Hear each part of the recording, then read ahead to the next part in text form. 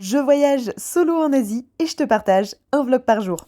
Si vous passez au Vietnam, vous devez absolument venir à Hoi An. Cette ville est trop mignonne et aujourd'hui j'ai commencé la journée par aller à la salle de sport. Et quelle salle de sport incroyable avec des petits chatons dedans, je meurs d'amour. Après leur avoir fait plein de papouilles, je suis allée sur la terrasse et j'ai découvert qu'il y avait même une piscine. Bonjour à la maman des chats, une piscine vue sur les rizières. Enfin c'est juste incroyable cette salle de sport, je valide à fond. Faire du sport, ça creuse. Donc après ça, je suis allée me rendre dans un petit café pour prendre un petit brunch. Et là pareil, le café il était trop beau. J'aime trop les cafés au Vietnam, ils sont incroyables. Toujours vue sur les rizières, petit matcha, d'une ambiance très sereine, j'adore. Après ça, je suis rentrée parce que j'avais un call, premier call que je fais en anglais pour une collaboration. Je suis trop contente, il y a des choses qui se débloquent, c'est incroyable. Puis me voilà repartie sur mon bolide pour explorer les petites rues de Hoi An et je suis encore tombée sur un café hyper esthétique, hyper bon. Je vous mets l'adresse dans la description. J'en ai profité pour faire du montage, je vous ai sorti une vidéo sur la Hadjian Loop si ça vous intéresse. Et après ça, je suis retournée flâner dans les petites ruelles du centre historique. C'est vraiment hyper sympa, hyper cool. J'adore la vibe de cette ville, vraiment. Il faut que vous veniez. Je suis rentrée dans un magasin Crocs, tout le monde porte des Crocs.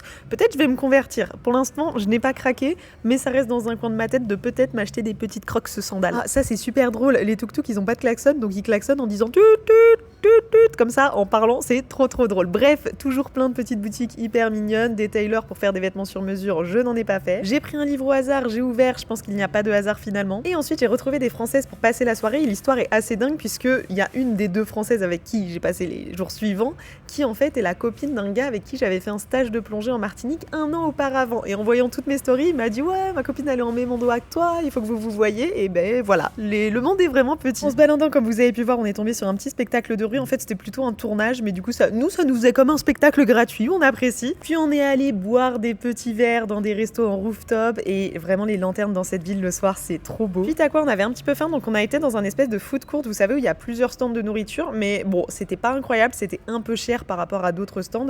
Et en plus, tu vas pas te déplacer de stand en stand, genre tu te mets une table et tu commandes.